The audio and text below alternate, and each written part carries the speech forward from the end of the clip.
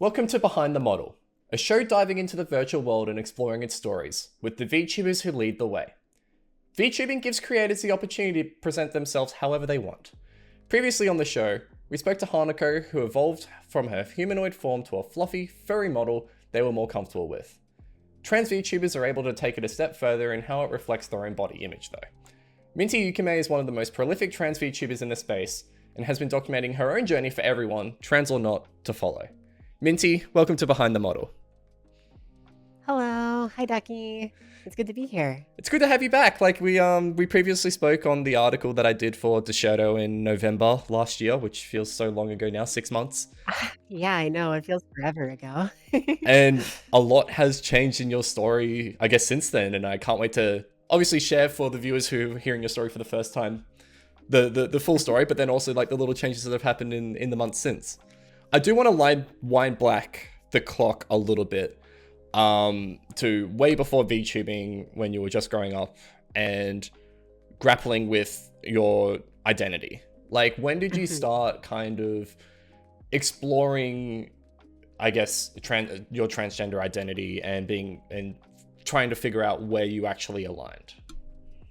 Yeah, so I don't have I don't have the typical experience you might hear online of like knowing from childhood kind of thing.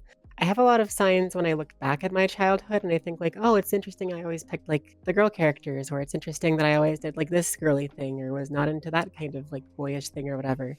But I didn't actually learn that trans people even existed until I was like 21. And then it was shortly after that that I started to look into my own identity and learn a bit more about myself and kind of figure out, hey, actually, I think I'm a girl. So I it was kind of like the early 20s to like mid 20s or so that I kind of started to work with that and socially transition. And I'm 29 now, so it's been a few years, and I've been medically transitioning since 2019, so for about 4 years roughly. Mm. Would you be able to explain like the different steps trans people take when they're transitioning? Like you mentioned, like socially transitioning and medically transitioning. Mhm. And I guess this leads to a lot of discourse online where it's like, people, and this is not something that I agree with, but people then go out and say, oh, what makes a trans person? Like, where do you draw the line? Right. And these definitions get thrown around. Are you able to like give like a little explanation of that?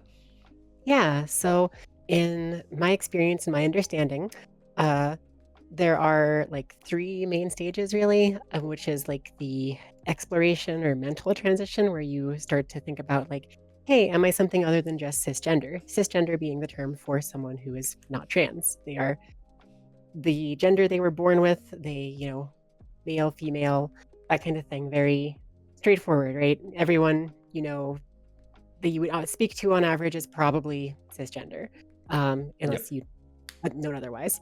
So that's kind of the first step, is like figuring out, are you trans? And then after you figure out if you are trans or non-binary or whatever, then there is social transition, which is where you talk to your friends and like your loved ones. Maybe you start to come out to people and say, hey, I think I'm trans, and I'd like it if you started to refer to me with X, name or like pronouns or whatever. Like for me, I ask people to start referring to me with she, her pronouns, Hmm. and to start calling me like, it wasn't Yuki at the time, but Yuki, as like my name. And that's kind of the second step, is like social transition. That's really where a lot of people kind of end up, and a lot of people end up being totally happy there. They never need anything else. That's totally valid. And if that's all you need, that's great. Mm. Um, But for some people, like myself, there is another step for medical transitioning, where you start to take hormone replacement therapy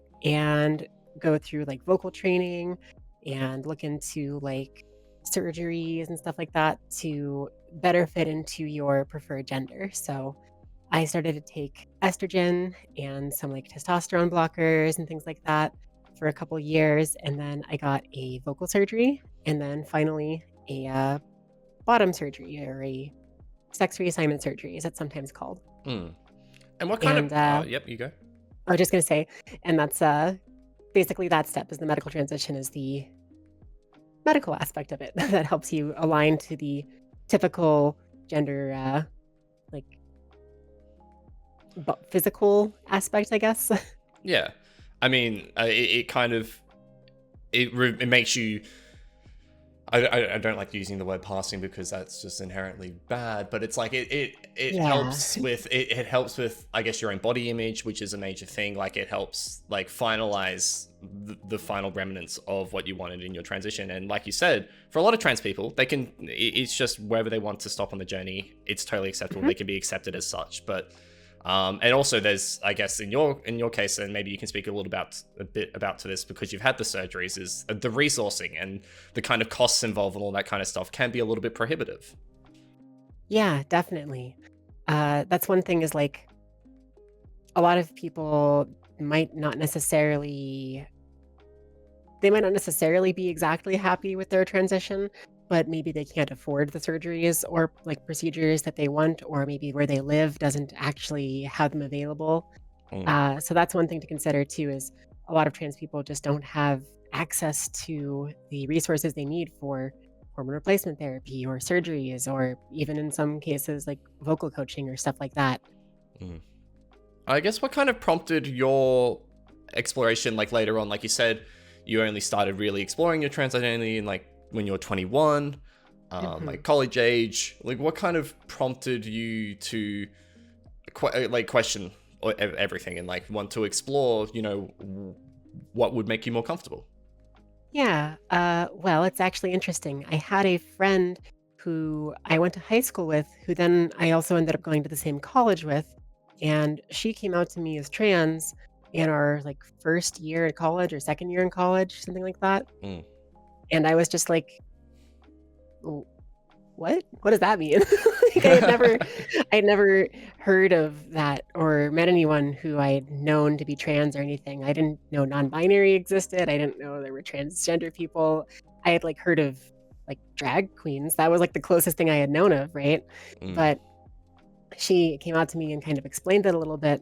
And then down the line, about like a year or two later, my partner at the time was kind of toying with the idea of being like non-binary or maybe trans masculine. And I was very accepting of it. And she wanted to kind of extend the same like acceptance and said if there was ever anything that I ever, wanted to explore with my identity, she'd be accepting of it.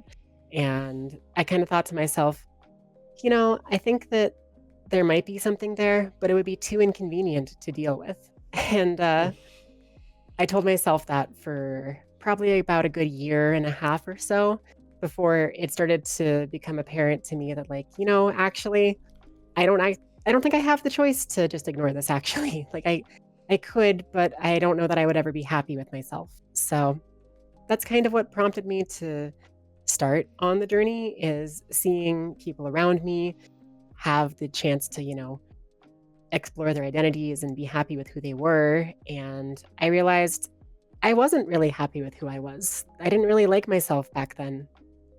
And a big, big part of that was the fact that I wasn't living in my, proper gender.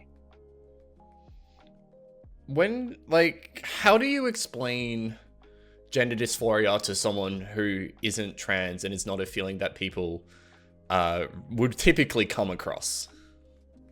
Yeah. So I think that it's an interesting way to phrase that or like to frame that because, of course, to people who aren't trans and haven't experienced this, it's maybe hard to understand.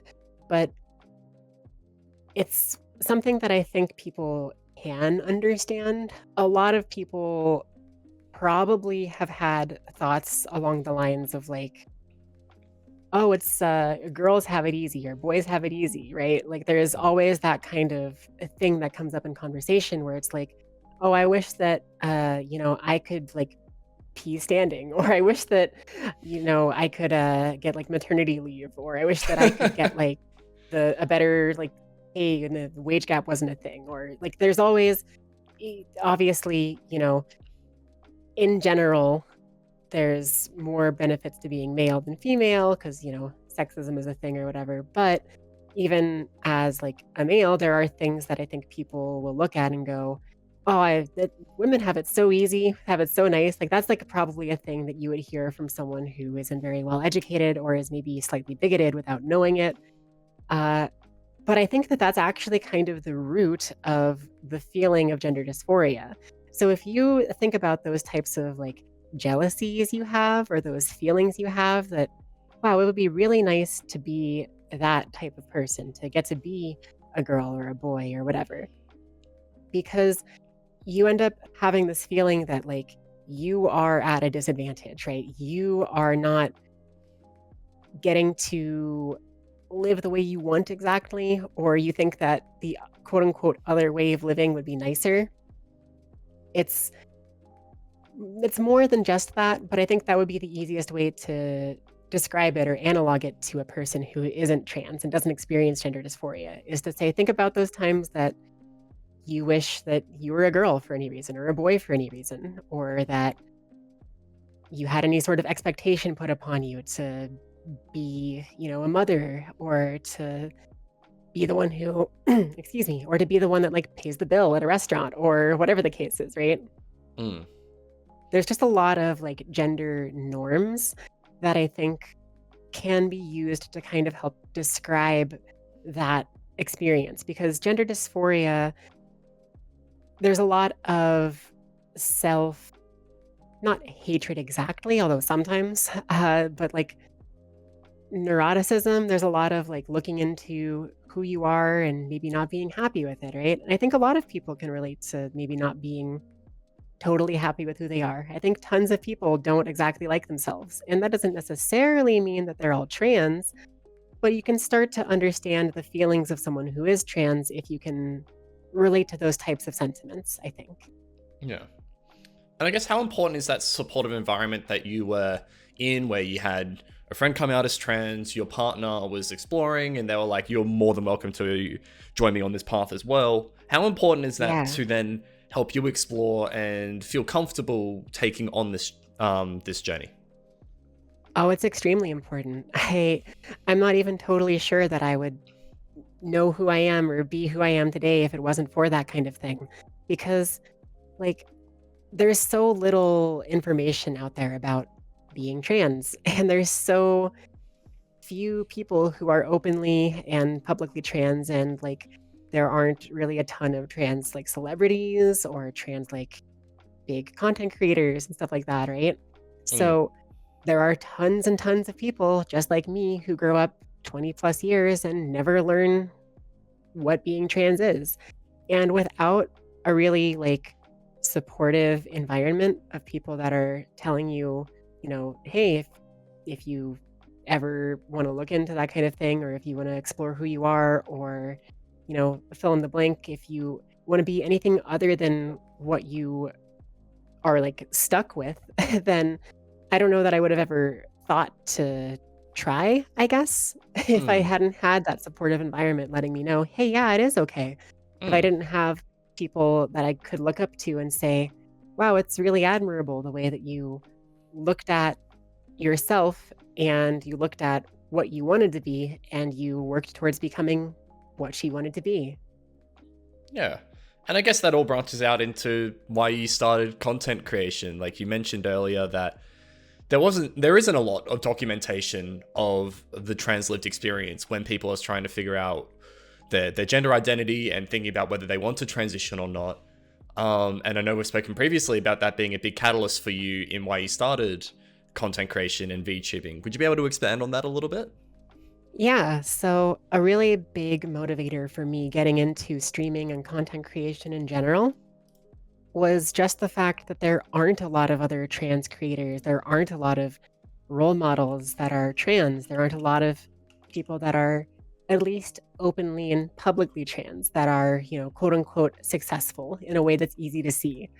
And I really, really would have benefited from getting the chance to see some trans people in my media when I was, younger and benefited from getting the chance to look into, hey, maybe what if I got a HRT earlier in my life and didn't have to get quite so many surgeries to be happy with where I am. And I'm lucky in that I still was young enough to be able to. And I mean, it's never too late. There's a lot of negative media saying you can't or whatever, Mm. but it is helpful to start earlier.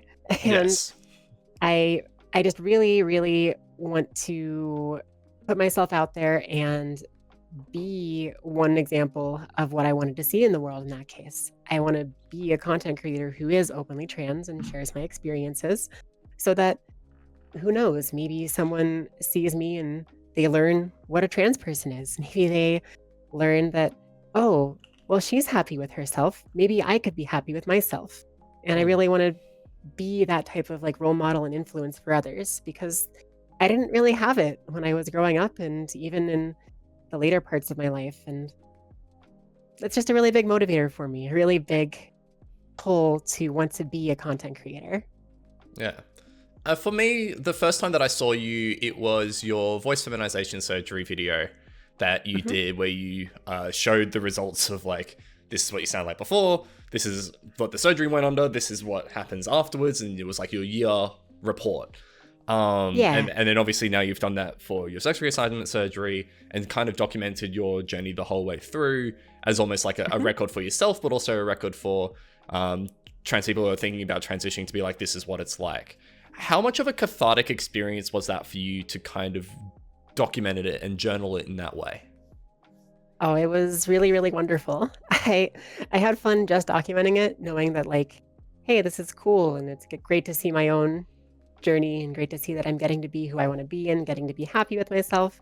And then to see so many people like you see it and be like moved by it and want to like talk to me or learn about this process or wanted to learn about more about trans people or wanting to learn, even just curiosity about it if they weren't trans. Like it was really, really cool, especially to see so many trans people be like, that's an option. I never even heard of that. And then getting to talk to them and seeing them be really excited. And a couple people I know went off and got the surgery because of my video, and that feels amazing. So Mm.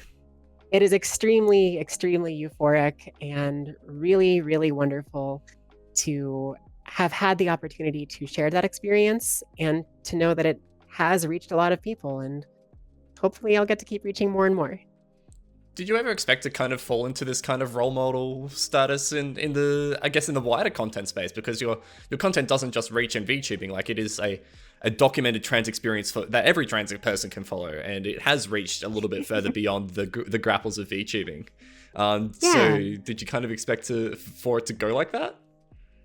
Well, I guess maybe saying I expected it isn't exactly accurate, but I hoped for it. I definitely hoped for it. I really, Mm. really hoped that I could be a good role model and be quote unquote successful so that I could reach more people and, you know, have that kind of effect. I didn't exactly expect it, but it's been a really, really pleasant experience and I'm very happy for it. And it is what I had hoped for. It's kind of one of the things I strived for when I got into streaming in general. Mm. When I talk about this and when I think about it a lot, there's one quote that rings in my mind from the original article that I wrote back in November, Mhm. from fellow VTuber Mavis DeLuna, where they said, VTubing is inherently a trans concept. Like, as a VTuber, you are able to put a representation of yourself up on a screen that more aligns with the body image expectations of yourself. How much do you kind of Mhm. agree with that statement? How much do you think it rings true in your own experience? Yeah, I definitely agree with that. I think that it is inherently a trans concept because you can just choose to get a model that looks exactly like you are and is exactly like you in real life or whatever, but it's extremely rare that people do that. I find that even people that aren't trans will often get models that have, animal traits or they have different hair colors or they have whatever traits they feel like. And that in and of itself is kind of trans. Maybe not necessarily saying that they are trans themselves or that they are like all the way transgender or whatever, non-binary or anything like that, but it is an inherently trans concept. I definitely agree with that. And I think that for trans people, it is a great tool for exploration and getting to kind of learn about yourself because you can suddenly just have this perfect version of yourself that you maybe never thought you could have had before. And I think that really opens up a lot of opportunities for self-exploration Mm. and What? self-discovery. Yeah. What? And like, could you expand on that a little bit in like how VTubing, what are the ins and outs of VTubing that allow for that exploration, at least on a visual sense? Because I know there's some shortfalls with VTubing as well when it comes to perhaps vocal dysphoria or other elements of the Mm. trans experience that it can't nail out, but it can iron out some of the dysphoria issues that trans people may experience. Yeah, so a big thing for me is that I was a webcam streamer before I was a VTuber, Yeah. and I wasn't like hugely successful or anything. I only had like a 0 to like 5 audience members at the time at any given time kind of stream situation going on. But I would still regularly get people who would be like, "Why do you look like that? Are you a guy? Are you a girl?" Like I would get all sorts of like maybe not even necessarily intentionally harmful, but very harmful transphobic comments just because I was using a webcam and I was early in my transition. And even if I like did makeup and I did lights and I did like filters and I had all sorts of nice stuff, people would still come in and say that kind of thing.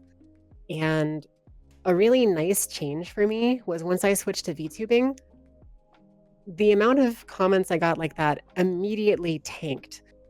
Became it went from like an almost every stream sort of situation to kind of an occasional thing, maybe once every few streams, maybe once a month. Like it happened a lot less. And most often when it did happen, it was usually, why do you sound like that?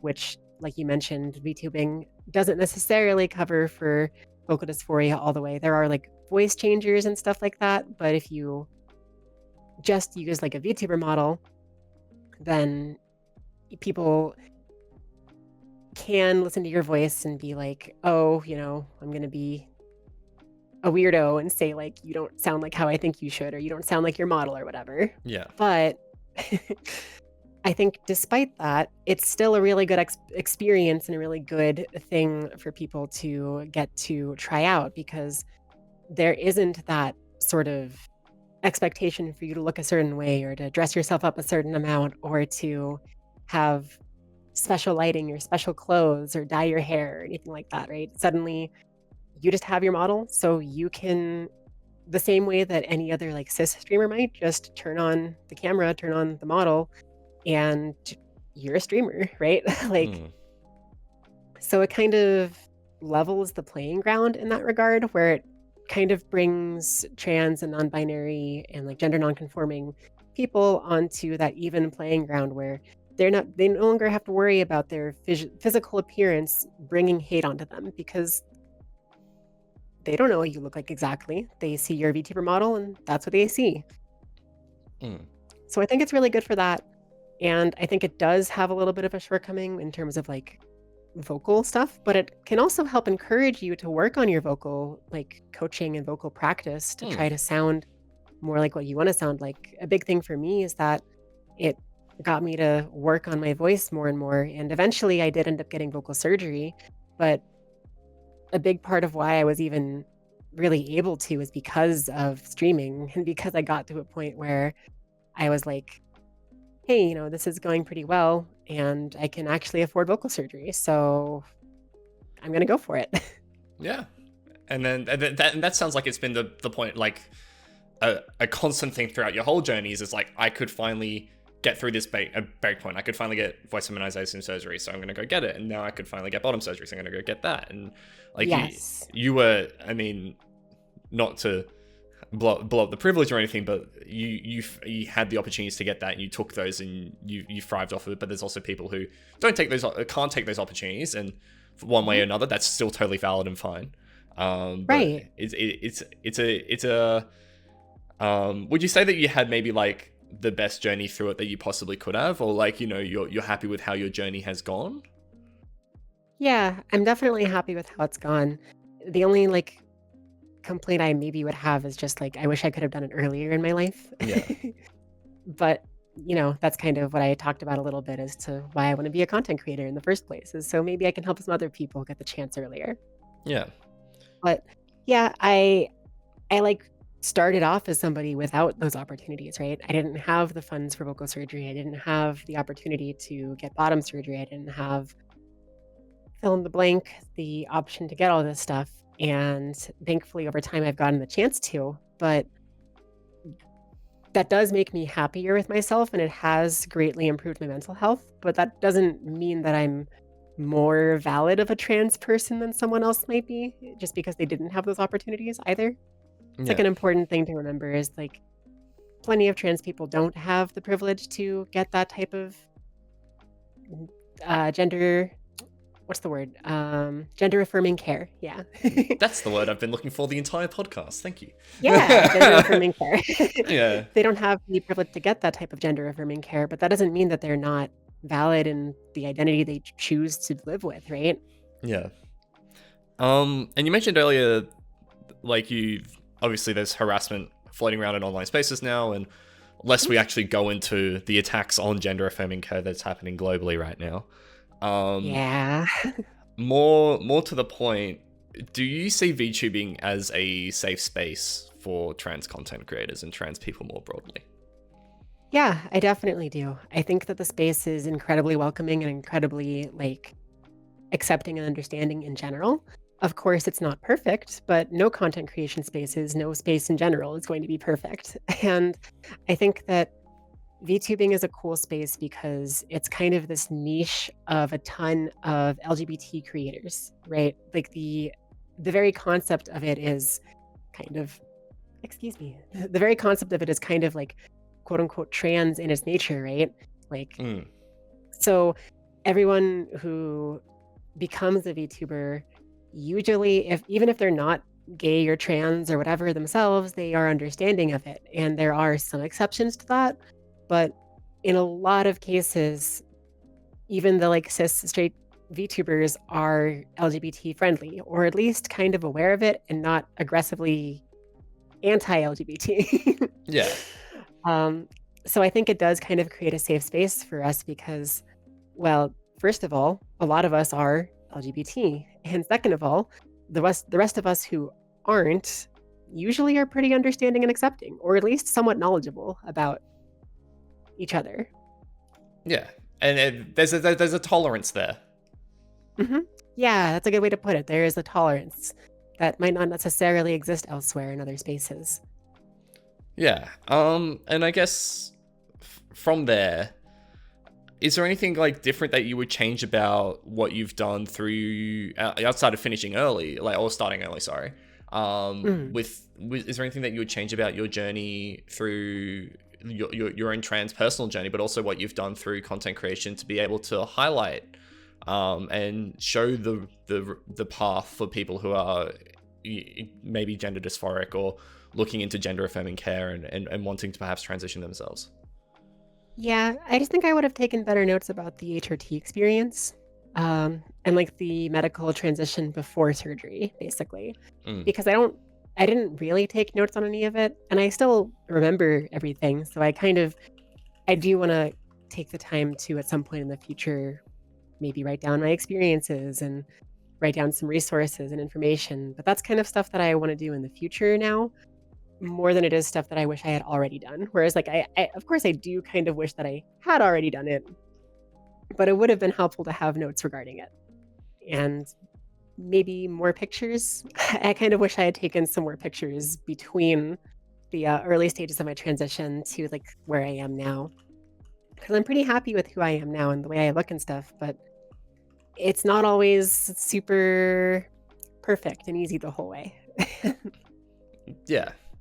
And we've spoken quite a lot about your trans experience, but before we wrap up, I actually want to talk about one little other aspect of your life that you've spoken about a little bit on stream, and maybe people don't really or don't have like a bigger understanding of you as being poly, Mhm. and the kind of different forms of sexuality that you've been able to explore through that. Um, I'm Yeah. very interested in kind of your poly experience and also how it kind of interlinks with all your other experiences through life, whether it be your trans journey or like, just other discoveries about yourself. Sure, yeah. So I think it's something that kind of has been secondary in my life in a lot of ways. It's a situation where I had been dating someone for a while, and both of us discussed that, hey, we think we'd both be okay with poly because we were very open and very communicative, and like there wasn't really that insecurity in our relationship. And then at some point, we met another couple that was interested in us because we like got to be basically like besties, and we were like, hey, we're all kind of vaguely interested in poly. We all communicate well. Let's try out poly. And it worked out pretty well for a while.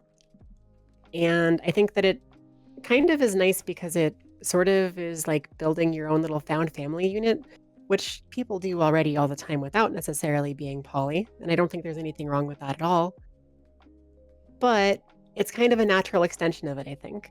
Mm. And things have changed over time with like certain partners and stuff. And of course, many people know me for dating Momo, but I also have two other partners, Taylor and Priscilla, Priscilla being a VTuber herself. And we're basically just a little family unit that's very supportive of each other. And it's really, really nice because three of us are trans. So we get the chance to help each other out on things. Like I got to do vocal surgery and see how it went. And then Priscilla was able to go do vocal surgery now that she knew, hey, this worked out well. I want that too. Yeah. So it's kind of been a really helpful, just gay family unit. So that's sort of what poly is for me. It's just making your own little family. And it's kind of just a little side note in my life, I guess. And when you say that Momo is your wife, you literally mean that. It is like that is the yes, literally married. Yeah. It's my favorite thing when like I see people lurking around being like, is this just like a superficial thing, or is this like an actual thing? Well, yeah, because I mean, there are plenty of YouTubers, myself included, that refer to lots of people as our wives, right? It's like a very common thing within like VTuber space and like internet etiquette and stuff, I think. It's an endearing term more than anything. Right. It's really a lot of the people that I call my wife or wifey or that call me wife are really just like close friends or friends that I really admire or people who I look up to or they look up to me or we have like a shared kind of bond, right? But it's not like we're actually dating. It's not like we're actually married. Mm. But with Momo, no, we're actually married. Yeah, it's actually there. Mm-hmm. So that's always a fun little little thing. Yeah. You mentioned Priscilla though is also a VTuber, and I remember us talking before we went live how they actually kind of got you into VTubing to start with. And I know this is a conversation that I usually start the podcast with and not one that I end it with. But do you mind explaining that a little bit? Sure, yeah, I don't mind at all. So Priscilla had been my partner for a few years, and she really had started to kind of come out of her shell through her transition. She was very quiet and shy and like timid. And then after she like saw me transition, she started to look into it with my help and started to transition herself and become more confident in herself. And then I started streaming, and a few months, like I think 9 months after I started streaming, she started saying, hey, I want to be a VTuber. And I was like, what's a VTuber? Like, I didn't know. I'm one of the rare VTubers that wasn't a huge fan of like Hololive or like Niji Sanji or like even Yanners or whoever before becoming a VTuber. And she started showing me Yanners and Hololive and like Haruka and Sunny System when I met before, or like, I saw before I became a VTuber. And I saw that and thought, okay, well, I can help you. And I started looking into how you become a VTuber. And I found my model artist, Daisy. And I fell in love with her art. And I said, you know what? I want this too, actually. I'm going to make a VTuber. So it was kind of a happy accident where she's definitely the reason I became a VTuber. But now it's just become this whole big part of my identity. And I really love it. And I'm really glad that I did go through with it. Yeah. And I guess between your trans journey and getting into poly relationships and being able to explore yourself more openly in all facets of your life, Mhm. How have all of those experiences shaped the Minty that we know today? Well, they have shaped me a lot. And I think another big thing that kind of plays a role in that is my mental health, right? Because I am diagnosed with depression and now also with ADHD. And those combined with my like gender journey and my VTubing journey kind of make me who I am today, where back before I started, I was a lot more quiet, I was a lot more reserved, I wasn't very confident. I had a lot of big aspirations for the future, but I never really acted on any of them. And I was a lot more quiet of a person. I wasn't as outgoing or friendly or bubbly or excitable. But the Minty you know today, the excitable, I get told I have a magnetic personality, so maybe magnetic. This version of me is kind of the culmination of all of that. It's really I feel like a different person than when I started, 4 years ago, roughly, 4 or 5 years ago or so. I feel like the person before that was a different person piloting this body. Yeah. Which is maybe a funny way to put it, but, I still have those memories, but they don't feel like they're my memories. They feel like they're someone else's that I, still remember. It's like an implant. Like it's like, like a reboot of the system, and Yeah. it's been like a little bit of like a memory implant of like, oh yeah, this was the previous OS. And now we've Mhm. got the Minty 2.0 OS going on right now. Right. It's one of those things where if you ask yourself, oh, if you got to go back in time, how crazy would your past self think you are right now? And some people that answer isn't all that crazy. But for me, it's I wouldn't recognize myself. like, I would not believe my current self that I am them. like, it's it's that drastic. It's been that much of a change and a journey for me. And I'm really, really, really happy with where I've gotten to be and happy with myself. And I'm really, really grateful for the chance to transition and to be a content creator and to have my supportive poly partners. And it's just all been really good. It's been a really good time. Trans people do talk about like the whole cracking the egg situation and being able to do Mhm. that. I think if you were able to transport yourself back into time to the younger Minty way before you were 21 to be able to showcase it's like, hey, this is going to be you in 10 years. I think the transition may have Yeah, happened a little bit sooner. I definitely agree. I definitely agree.